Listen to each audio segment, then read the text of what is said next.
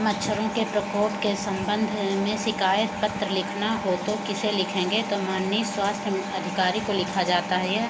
दूसरा क्वेश्चन है हमारा, जिनका उच्चारण स्वतंत्रता से होता है और जो व्यंजन के उच्चारण में सहायक होते हैं उसे स्वर कहते हैं। और ई चाछा जाझा इया आदि का उच्चारण तालव्य से होता है। इसका सूत्र है इचु यसा नाम तालु। इचु यसा नाम तालु। ई चाछा जाझा इया ये होता है इचु यसा नाम तालु। और एक से अधिक वर्णों के मेल को कहते हैं अक्षर। एक से अधिक वर्णों के मेल को अक्षर कहते हैं। स्वर संधि पुस्तकालय दीर्घ स्वर संधि है। और दिग्दर्शन व्यंजन संधि है। मुंबई में गगनचुंबी इमारतें बहुत हैं। ये होगा गगनचुंबी का समास गगन को चूमने वाला, अर्थात कर्म तत्पुरुष समास होगा। और हमें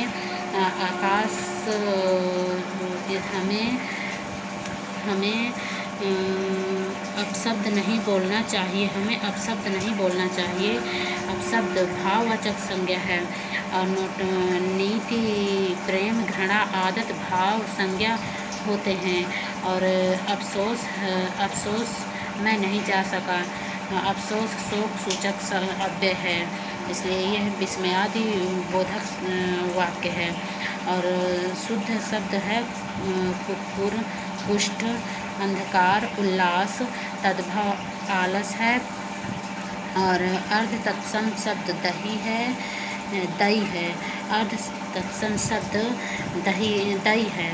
और विदेशी शब्द ग्लास अंग्रेजी शब्द है। और मोहन डैश डैश है जो नहीं बैठता है, वह भाववाचक संज्ञा है।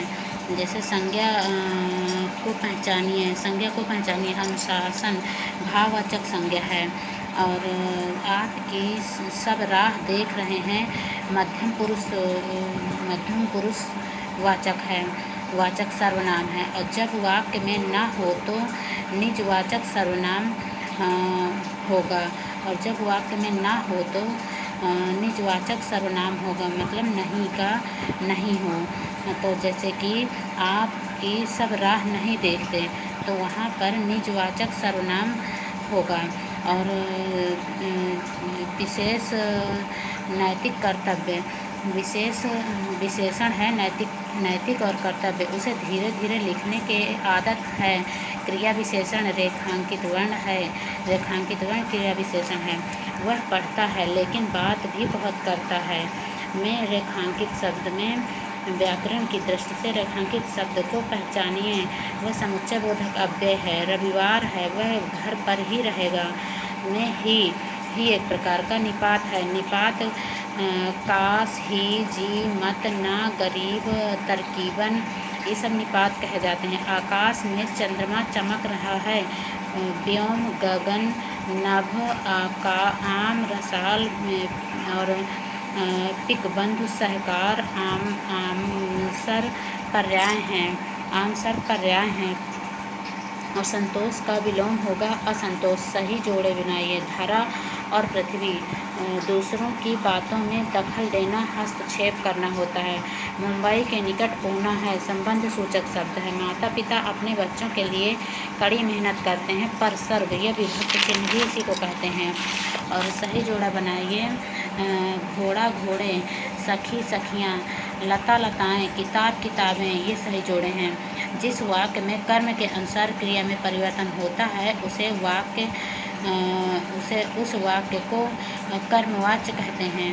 और भविष्यत काल मैं कल घूमने जाऊंगी, भविष्यत काल होगा। मध्यम पुरुष तू का सही बहुवचन होगा तुम लोग।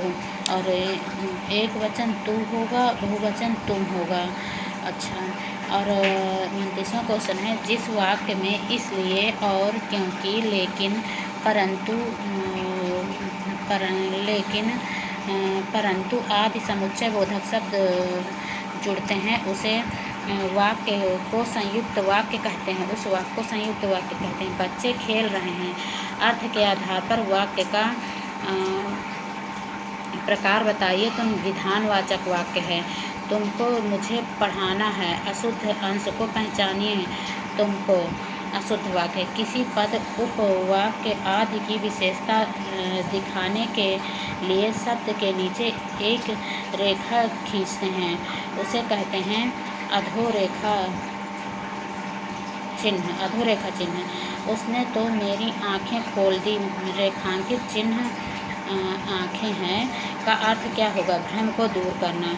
आग लगने पर कुआं खोदना। संकट के समय बचाव के लिए सोचना। पृथ्वी, ग्रहों, तारों आदि का स्थान वाक्यांश के लिए उचित एक शब्द अंतरिक्ष होता है। समानार्थी जोड़ी पार्वती महेश्वरी।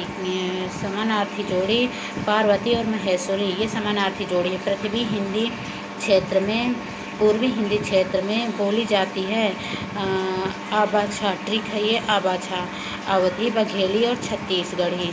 हिंदी भाषी राज्य के अंतर्गत राज्य नहीं है, महाराष्ट्र नहीं है। अंग्रेजी का हिंदी अनुवाद लिखिए।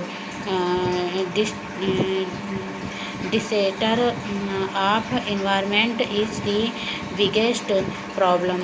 पर्यावरण को हानि पहुंचाना आज की बड़ी समस्या है। और अगला क्वेश्चन हमारा 41वां। हिंदी मनुष्य जीवन की नींव है। सही अनुवाद होगा education is the foundation of our life. Hindi साहित्य को 4 भागों में बांटा गया है। आदिकाल, भक्तिकाल, रीतिकाल, आधुनिकाल। सूरदास के पदों में भयानक रस नहीं पाया जाता। आधे अधूरे मोहन राकेश का नाटक है। जयद्रथ वध मैथिली शरण गुप्त का। हिंदी साहित्य को 4 कालखंडों में विभक्त किया गया है।